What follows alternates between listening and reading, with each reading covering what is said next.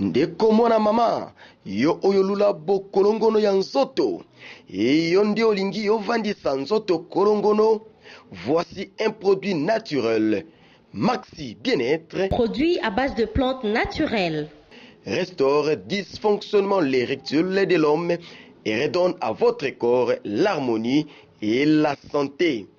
Pona bonzinga ya nzoto nanga, pona bo kolongono ya nzoto nangai, nga na poni nanga, Maxi Bien-être. Maxi Bien-être en vente partout dans le monde.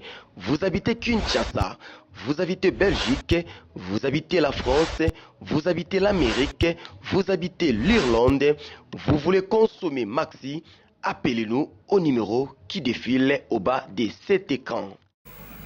Aimable internaute de Congo Millennium, mais merci de vous avoir très nombreux branchés dans votre émission qu'une réalité que vous présente votre humble serviteur Bello Belkam, le défenseur de tous les animateurs. Aujourd'hui, dans qu'une réalité, nous avons préparé pour vous un sujet très délicat, oui. Quelque part, nous sommes des Congolais. Et la République démocratique du Congo reflète des centaines de groupes ethniques habitant les pays et leurs coutumes. C'est l'ensemble de toutes ces valeurs coutumières qui constituent ce qu'on appelle la culture congolaise. Nous avons les Bantandou, nous avons les Bandibou, nous avons les Bayombe, nous avons les Basakata, nous avons les Baluba, nous avons les Bangala et toutes ces valeurs constituent un atout. Et cet atout, nous l'appelons la culture congolaise. Dans cet ensemble, aujourd'hui, nous tirons une des valeurs culturelles congolaises, oui, une valeur tirée chez nos frères du Bas-Congo. Et la valeur en question, on l'appelle le phénomène Kodia. Toyoka ya Josar Nyoka yemba Kodia, Toyoka ba musicien bele ba yemba Kodia. En réalité, Kodia c'est quoi? On va encore en parler, on va parler de Kintuili, mais ça sera prochainement. Aujourd'hui, nous parlons de Kodia. Est-ce que Kodia, c'est Kodia tout le monde Kodia en soi, c'est une valeur. Il y a des ceux-là qui disent que la culture ou la coutume, c'est la sorcellerie. Mais moi, je suis qu'animateur culturel. Derrière la coutume, derrière la culture, je ne vois pas la sorcellerie.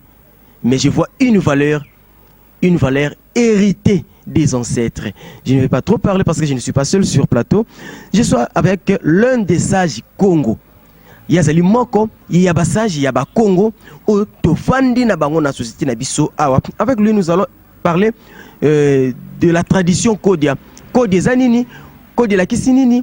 Et utawapi e bandane ni pe e fonctionne ka nini et utake pa tete ki tipa mwana to pa mama ki tipa ya mwana.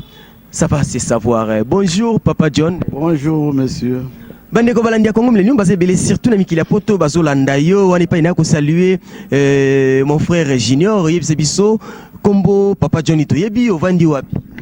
Ko banga Papa Kanga Maboti Etienne.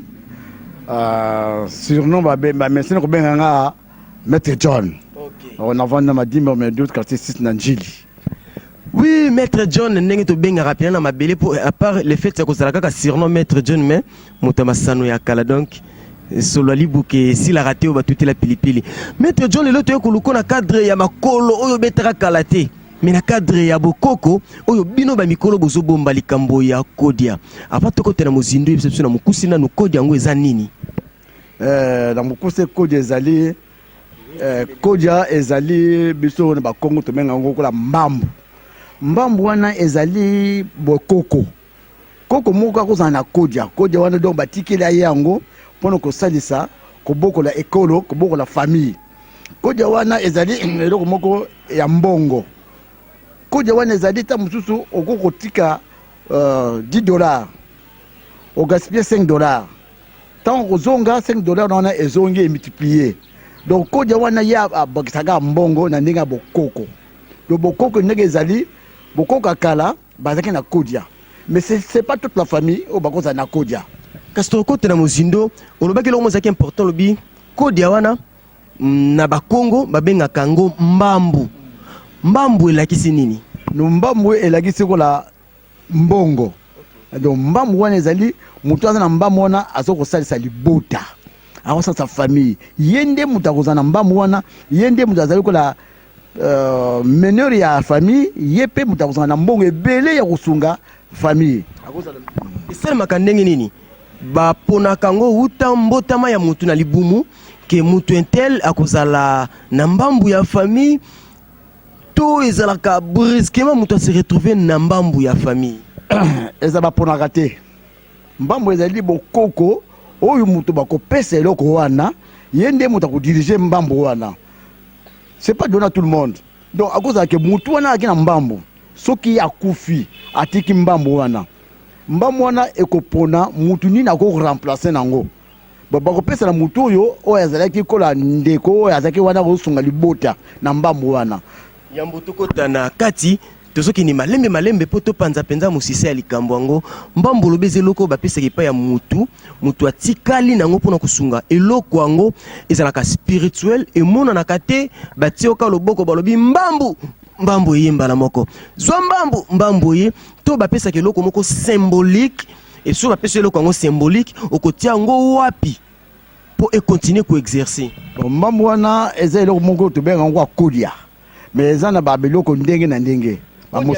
Kodia mosusu nese escargot ba mosusu bapesa mo elembo moko boye okobomba yango. Elembo ndeti nini? Elembo kola par exemple bakopesa yo mo eloko moko boye nzanza moko ko linzanza.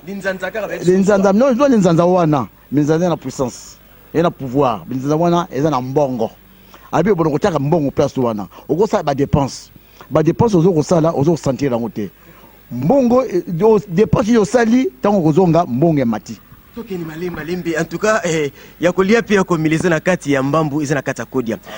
Symbole olubi par exemple linzanza to mwanzungu moko boya moke ba pesio ba bisio tia mbongo na kati ya linzanza wana mais yambo eti yo tia mbongo linzanza ngo yango moko ezalaki polele vide na kati to ekozala na mo biloko moko oyo yoko tia obakisa mbongo na kati ezalaki na bokoko eki benga ba jeke na ba mbongo mike bibende okukuta ngo batia deja wana bamususu kala babomba mususu okukuta ngo na ba lunga ezalaki ko lekeza ba câble batia wana mbambu wana ezaka makambo ebele mbambu eza bokoko eza bondoki te eza pouvoir ya bokoko penza ndenge bazokopesela ndenge batikili yango bon mbambu wana so bapesi yango yo eza mpona kosalisa libota osalisa libota na mbambu wana mais si famille mobimba sima ya kopesa yo mbambu bayebisi bakokatelo somi ya mbongo oyo kotia na kati to yo moko kokanisa mpe ndenge nini ekobanda osalama ke ozwi mbongo mais okuti yango ekomi lisusu ebele yango ezali banki ya bokoko to nini kaka ekobota mbongo bindo to nguma non ezali bokoko mbongo wana yo ozosala dépense alimete osali dépense ya $1000 oko sombi biloko tango yo kokuta $1000 mais $3000 ebakisami na kati ya mbambu wana mais mbambu wana tango yo ozosala mosala ya nani fo koyeba famille okosunga famille okoso mituka ozosasa famille na tanga pasi tanga bisengo ozopesa mutu nyonso ya famille ozosunga famille mutu nyonso tu aza na pasi yo ozocontribue mpe mosolo mpe ozokabela bango mpe na kati ya famille ezouta na mbambu ezouta na mbambu na mosala oyo ozosala. Donc à part mbongo zoute na kati ya kodia wana ozana droit ya kuzwa mbongo msusu non ozana droit ya kuzwa mbongo parce que mbambu wana ezali ozwi ko la mbongo na yo pe otie na kati ya mbambu na mbambu wana otie na kati mbambu wana ezo ko multiplier ezana puissance ya bokoko ezana makila te mais nde ezana na makamwa ebele o bakopesa yo il faut respecter yango babikila lokola par exemple bikila za boye tango ozosalisa mbambu oza na mbambu bapesi yo na kati libota sunga famille sunga mutu nyonso aza na pasi soki yo oza na mbambu ozosunga bato te ozosunga famille te ekomi ka bien privé na yo ozomi kaka ngai kaka okomona ke puissance na yo ekodiminue bakobotelo mbambu wana pa banani epa bango bokoko bapesaki yo yango okomona bimaki no makambo na yo ekomi vraiment par terre. Mbambu ndenge to bengi na Kikongo to kodia ndenge to yebani na bandeko nyonso pardon ntsedi ndenge to yebi na Kikongo lisusu papa lobi ezali bokoko pouvoir bokoko bapesi yo po salisa famille bon eloko bapesi yo po salisa famille za bokoko siko bakokamata nini bakozo ba chance ya famille mobimba batina kati bakineli yo bango batikali dzwe to moto na moto pe akoki kotombwana na ndenge na ye a part yo non ba chance ya moto na moto yango na chance na ye moto pe akoza apena ba mbongo na ye mais oya yo mbambu nde eleki Mutako leko na mbongo azali. Non, mutu akoza na mbambo. Pardon, mutu akoza na mbongo na ye. Mais yo oza na mbongo koleka baninga. Ba musu pe bazana ba parcelle bazana mituka. Mais yo mbongo ya famille ya mbambu nde yo nde leki. Yo nde ozo sunga famille. Soko ozo sunga famille te. Mbambu pe ekimaka. Ndenge ni. Ekimaka ndenge ni na sens que ba pesu eloko wana sunga libota. Yo ozo sunga libota te, ozo sunga mbongo no ambiance tout ça, ozo sunga ta famille te. Ozo sunga famille te, en tout cas ozo omona ke mbongo eza soute mbambu be quartier de mbambu. Bon mbambu wana c'est pas donné à tout le monde. Mbambu wana so na ta famille ba pesa ki yo. Ba noma ki yo na mbambu wana. Ba ko pesa na leki te. Mbambu ezaka ka te ba pesa ko na mukolo. Obe kulutu te. E yaka bokoko babite to poniye. Ba pesa na pe mtamu mbambu pe eko tomber na leki. Soit na mwana mwasi na kati ya libota na mbambe zaka na kati ya famille ya botata to famille ya bomama famille ya tata akoza na mbambo na ye parce que ezali paternel na maternel.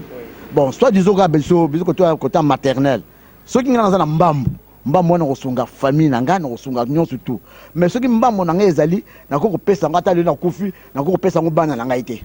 Pona nini yo neza héritage na yo en tout cas bandiko nanga oza bor na yo mo boye bimisela ko mbongo na ko zwaka moi $3000 nanga na tina kati na koti $100,000 parce que ngana daye na zo se loko na papa nanga na PCP mutu mususu bongo bana sikoyo pesa héritage bana ba ko héritage nanga na tiki ba parcelle na tiki ba bien nanga bana nde ba ko ba bien oyanga côté papa atiki ba bien pona ye pona bana nanga mais pona mbambu na ko jamais bana ya côté biso bengo malafu malongo bana malafu malongo donc bana o na boti na mwasi nanga po bana wana pe baza na famille na bango côté maternel no baza bana nanga wana baza la banoko na bango bango pe ta muso baza na mbambo bango ne ba ko bénéficier mbambo côté famille ya mama na bango mais côté nanga bana o yanga ya bana nga boti jamais ba ko bénéficier mbambo wana parce que mbambo wana eza bokoko nanga boko côté nga na botami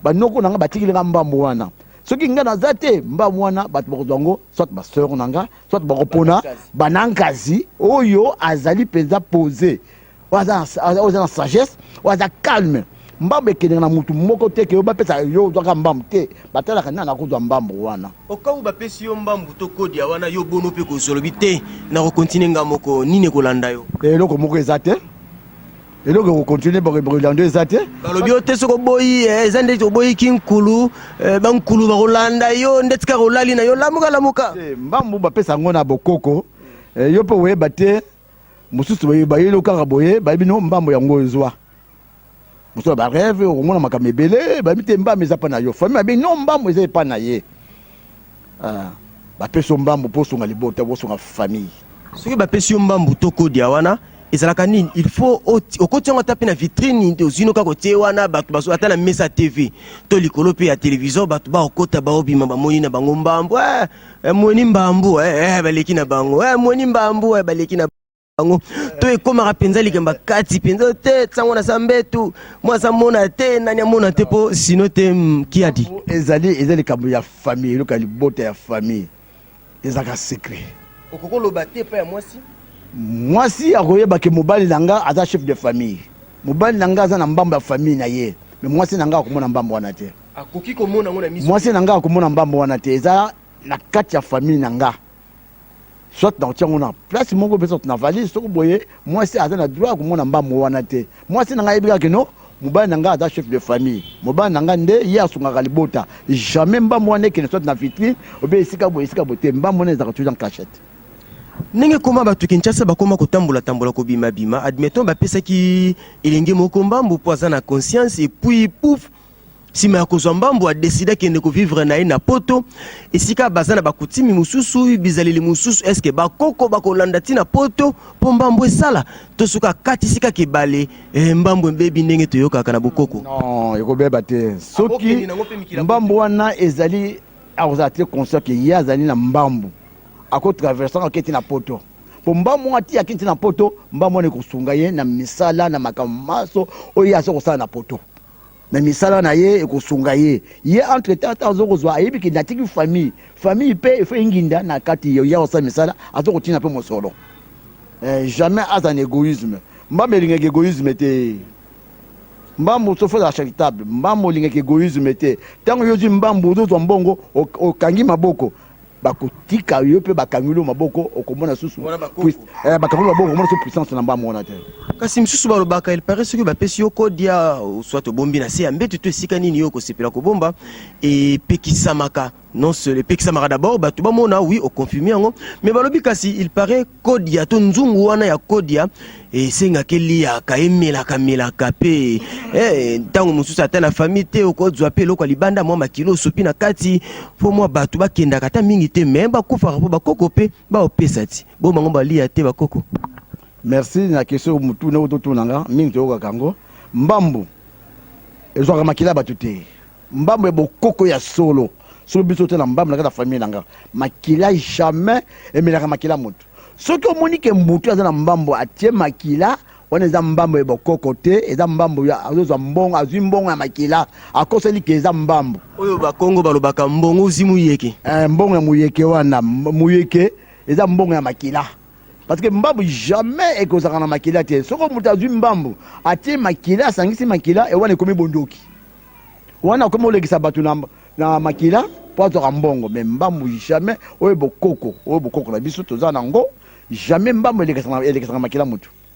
Est-ce que tokoki mpe kozala na famille tomoni ke makambo ozotambola malamu te tobeti mpe lisolo biso na biso tolobi est-ce que tokende ata mboka ti tosenga mpe bakolo batikali na mboka bapesa biso ata mbambu mpo tobikela oleke totikala kaka ndenge wana pasipasi ekoki mpe kosalema ti toke pena toyokani tosengi mbambu epai ya bakoko bakoboya kaka to il faut bango moko nde kaka bakanisa na ndenge na bango. Merci mbambu basengaka yango te mbambu ata oke na mboka oko na bokoko ya kala toza na bango bakoko ata batikaka na mboka bayebi ke mbambu eza na moto intel soki moto wana BBC automatiquement okuta mbambu nebungi okolosenga epai ya nani bakoko bango moko bayebi ke sikoyo mbambu oyo topesaki motu boye adesobéir na mamebeko oyo topesaki ye automatiquement balongoli pouvoir wana bakoluka nani oyo bakokopesa sutu mbambu wana bokosala les années d'où ntango mosusu mpe mbambu wana ekozonga so na kati libota na bino te na kati ya famille wana ntango mosusu ekozonga lepe lisusu te bamoni no tokopesa so mbambu kuna te mais bomoko eza nango mais motu abebisaki mbambu mpo bapesa so mbambu na mutu bakoyeba nani oyo bakokopesa mbambu ntango mosusu mpe mona mbambu bakopesa yango na mutu abotami sika batali mwana mwa moke batali sagesse na ye babino bapesi pouvoir babino mbambu futu opesa yango na mwana moke omona mwana moke wana osala commerce na yo moko ozosala commerce ozocomprendre te ozoka avancer okende partout ozokende mbongo ezokomata oke commerce bato babe mais mwana oyo ndenge nini azokisi te yo sans le savoir zoka mbambu se elati yo mbambu de se elati yo déjà ozoyeba te mbambu so elati yo ati okuwumela moke okomona ntango mosusu ovanda kata ndako boye esika yo oteki eloko te okuta ata mosusu sani moko kodya moko eza wana na mbongo soit mbongo bibeni batikili yo wana bapesa rêve ami topesa mbambu eza ndenge wana na mbambu asombaka yango te okende pa nganga te oyo pa fétichere pa nani oyo pa mandona oyo pe nini pesaka mbambu jamais mbambu eza ya bokoko. Est-ce que ekomaka mpe ke moto aza na kodi ya ndenge tolobi kodi ya me asangisi lisusu na mwa magie babiloko mosusu mingi baza nango système wana mais ntango yo osangisi olongoli pouvoir bokoko osangisi biloko mosusu bakoko faut batika yo mais c'est carte poste que otie vraiment code étrangère et pas na kati na bango jamais bakoko servir yo mosusu na ndenge baza ko servir yo. Kasi kala likambo ya kodi ya toyebaki ezalaka na impact mpenza makasi et surtout na société Congo epai ya bandeko na biso ya bakongo nini esala kasi lelo likambo yango ya kodi ya eperda mwa ampleur nango eske eza kaka po biyamba to baeglise yango ekoma kilikili to eza po bato babwakisa na bango bokoko non bokoko babwakisa mpenza comme tel te bamosusu ekome la haine la haine ekota ndenge nini famille okuta bango kaka baza na mosolo d'où bakokota bino makambo ya kilikili ya mulili makambo ebele po baperdre mbambo na bino ebele tomona bamosusu bazalaki na mbambo baye koperdre yango na libota na famille mosusu famille moko lointain quoi baye kosala bino mwa mblinga mpo baperdre bino mbambo wana soit mbambo wana ekokima ezongi po ekomi siko na bitumba bitumba ya mboka tout ça boye bato bagene bokoko na bango bato basaki bango mabe bakoko kuna alo bokumo bunda pona bokoko wana ekomi guerre kola mbambo alo mbambo soki se zongi jamais mbambo ezaka toujours destiné bokoko moko boye soki ke mbambo ke pa na yo yaka pa na yo jamais ata bango basali ndenge nini ke mbambo wana ekene elonga maboko na bino okele kuna ekosamba ta mokolo moko te. Kasi Coco John, Toubinga Coco John, pour en tout cas, ça se confirme, vous voyez l'âge et vous voyez, il a pas mal de petits-enfants. Tout comme qui n'est malim binasuka ya émission de Biso Lilo, conseil nini okopé ça si tu na biso bilingue baitoko yakana moi loyenge biso génération Turbo King génération petite quartier toko saboter moke bokoko toko luka koyeba te tulobi bokoko nde bondoki sika wape toko mituna ya biso bana na bana ya bana na biso tokotalisa bango nini conseil pour na biso génération et surtout pour na bandeko bakina mikile na poto bakanisi lokola bakenda poto bakabona na bokoko beaucoup kitala kalisusu bango te. Bon conseil na opesa exemple ane que omoni papa Simili Kimbangu prophète adana ki bokoko Simili Kimbangu bazo exemple Simili Kimbangu bokoko ye asali le bokoko tina lelo bokoko et c'est la puissance magasin impact bokoko personne ne vous trompe bokoko nde yango nde eza ko pesa biso mwa muke ba sagesse sans bokoko donc muto aza na sagesse te akoye bokoko pita comme tel te bino ba bilenge ya lelo yo lelo okozwa mbongo ya kisi okoti bunganga okoti mbongo ya kisi okomotonga betage wana eza mbambo te wana eza kodia te wana ozwi mbongo muyeke okomotangisa makila ya bato bakomobenga yo mvwama voilà na kati ya PDG prêtre sikoyo ozosilisa sikoyo famille na yo bazosengo pesa bato boye pesa mutu boye ozopesa mutu wana alors famille mbambo ebombaka nde famille yo orobomba famille yo okoti bonganga po bato bakokolia mbongo yo ozosilisa bango alors wana oza muta famille te elenge bino belenge sikoyo bolingi vi moko facile bolingi na keni liboso na zwa lelo tonge tane na ngaka dute yango bokomi na maboma ebele okuta bato maboma bato mosusu yango wana conseil na pesa no boye kolanda te na vie muto azotonga boye akomi boye kolanda te obi ndenge azwili te ezwili na yo yebi yango te yo zwa bozwili na yo ndenge nzamba pesi yo pouvoir wana pesi yo makasi ya kosala misala na yo na moke ozozwa yango wana ozoganye vie na yo attention likambo bengi mbambo et puis na ko répéter likambo mbango famille nyonso te keza na mbambo soit même na ba Congo soit na ba Ndundu et pas nyonso mbambo eza na famille moko famille mususu na ba Congo ta mususu oko tamole banaka zangulu ti madimba ti partout okei bamba zangungu tout ça bamba za manteke oko tape bamba ba famille mususu bana na mbambo te les biso famille biso na mbambo na famille moko riche na famille moko ya bokoko penze na makasi toi qui na mbambo.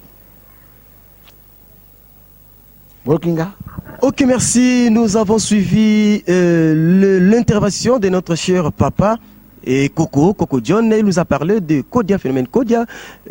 Kodia, autrement appelé Mbambu chez le Bakongo, Mbambu, qui signifie richesse. Kodia, comme vous venez de l'entendre, c'est une richesse, c'est une valeur traditionnelle, une valeur léguée par les ancêtres. C'est une valeur qui ne se démonte pas, mais ce sont les ancêtres qui siègent et choisissent la personne disposée pour gérer la famille. Oui. Mkodia ou Mbambu, comme le dit à Kikongo, bapesa kayango et pas ya moto azana bo moto. Okotonda bilamba otondi misolo, tondi mapangu pe mituka, nzoka ndo zangi bo moto. Yo, musika tena ngungi, famille ekosila, mbongo zimu yeki. Mbongo zimu yeki, tokobetela ngo lisolo. Maman colonel la lumière azoyi la bino pe kalate ako bête la bino lisolo ya bana poto ke ba pe intimidation ki tchasango pe neti kaka na loba trote po la colonel maman colonel la lumière akozongi la bino likama bana poto ako dévoiler bana poto yo bazo solo laka oya ko panika rabisino ba jeep na bango yo na butezo koma manzanza ba sardine ça ne me concerne pas, ça ne concerne que la lumière maman colonel mot de la fin papa pe op sa dédicace mi balimi sato dans ba kamoko biso to robota mbambo etali bana ya okola ngata na bana nanga naza na mbambo nanga mbambo nanga etali bana nanga te bana nanga bako zela richesse ongana kotikila bango héritage ya ngai et c'est bana nanga. Mais l'héritage de Moussous, c'est bien partagé. Et ça, c'est pour la famille ou pour la bana. Mais bana, papa n'a pas de mbongo, ce que papa n'a pas mbambo. Mbambo n'a pas bana nanga. Jamais n'a pas de mbongo, mbambo n'a pas de bana nanga. Jamais. Au grand jamais, beaucoup de gens ont mon bah neveu, soit mes soeurs, soit ma petit. Mais petit ni à Kouzouango, neveu ni à Kouzouango. C'est ça. Bakotala nani akozwa mbongo wana, bakotala nani akozwa mbambu wana. Bakotala est-ce que mutu aza sage? Est-ce que mutu aza penda na buligo penda kosunga libota? Suka zate mbambu peke. Jusqu'à ce que bamusu bozo botama yoko kozonga. À défaut, bo perdre mbambu. Mbotelo sakomi balemi satu pa baiba kolando en direct na mikili ya poto Kinshasa pe na mikili na Afrika. Na pesi mbote na bana Paris, banso bana kati ya mikili. Surtout ba Congo, biso bato bandundu, bato ba Congo, vraiment na pesi bino mbote mingi, na kosenga na bino, mosolo ezali mayebale. Mayebale, mosolo ezali mayebale, soki mbangu ekumele yo. Basalaka mosolo tokuti yango pe tokutika yango. Sala mosolo na motoki na yo. Kolanda teta mosusu moninga wana yo te yo landa kata musanza na mbambu. Mais à quoi c'est bien tant que le moroté qui gagne dans un mbam. Ana kodia moko boy za bokoko na ye et le bamakate. Yango na mbongo basala kango na motoki. Beaucoup à gauche à droite ité. Bana poto. Eza biso to vandi awa. Comment on va mettre John? Le grand Mokumbusu, souvent ba mettre carré, tout ça, bato lisano. Donc ba doyen lisano. Alors, ça populaire dans Katanjili partout. Junior. Ouais, bien, le bien-aimé. Junior, c'est Papa John. Hein? Vous allez avoir un peu de beauté. Vous voyez, Maramu, Moussolo Ezali, Motokinayo. Moussolo Ezali, Mayene Nayo, au Tangaki Université, Kunoko Sala Moussolo, Sala Moussolo, Namuko, Nzamazo Pesayo. Petit flamand. Dino Banso, Ndenge Moko, Yo Monansuka. Yo komakola mwana ngai liboso mwana nsuka nanga bozala mosolo ezate kosoko zwite kuyima yima te nzambe ni mutapesaka kozala via otobenga via moseleke tete akene mbanga bunga zandu zala école de caméléon obi caméléon nga zalaka suka ki esika azora couleur nzete pe aguma mokila na ye azara presse na vite atalaka ndenge ni akunyate isika wana caméléon suka avant kende atiaka lokolo liboso malembe est-ce que pas souda mabe suka za malamu amona pusi bapa na ye ndenge vie ya mutu to dans la exemple ya caméléon ndenge mutaza sage na banyama nyonso zamba onzamba sala donc to tiaka mayele la biso na caméléon eza ndenge nini azoka couleur nini caméléon azoka jamais couleur ya rouge caméléon azoka couleur na makilate azoka rouge te yango vie ya mutu ozoko mema yango kozokona na vie ya makilate pour na vie ya caméléon. Ainsi dit Coco John, un conseil n'est pas rejeté. Attention, attention, attention, attention. Un moutou rouge m'appelle veut dire caméléon. Caméléon, on m'appelle bleu, on m'appelle noir, on m'appelle vert. Mais moutanende, caméléon aboya. Ainsi dit Coco John, c'est un très très bon conseil à retenir. Bango bango pema, mais lentement sûrement, te coco makarandeng mo pa lobby, tindika. Merci à vous tous qui nous avez suivis en direct des 3W Congo Millennium. Mais oui, on a parlé du phénomène Kodia, autrement dit Mbambu, une coutume, une culture vivante, mingi nangambu ya bandi kona biso ya Congo central, bobi kamboko ndenge mo changer, le tola liba Congo le tola Congo central, kalate Kinshasa zonga sous Léopoldville et dépendre car na bango tout ça ni so lobi betio. Entre parenthèses, si vous avez aimé cette émission, dites grand merci à ce qu'on appelle les boss de l'air boss, les boss fantômes, Michel Belé et Maloba Moké. Misale Belé Maloba Moké, ça c'est le grand secret des Congo Millennium. Devant la caméra, c'est encore et toujours votre humble serviteur, Bello Belcam. Oui, moi, je suis le défenseur de tous les animateurs, oui. Boya parce que pour ça, Robo et Zoé Layo, dis-moi juste parce que tu es sincère. Derrière la caméra, ces belles images ont été prises par notre héros à l'ombre. On l'appelle Olivier Divididi, les chocolats chauds. Grand merci à toute l'équipe de Congo Millennium. Là, je salue l'assistance de Mama Colonel, la lumière, oui. elle éclaire, elle brûle, ça va se savoir. Tout côté Nimbala Sima, bye bye.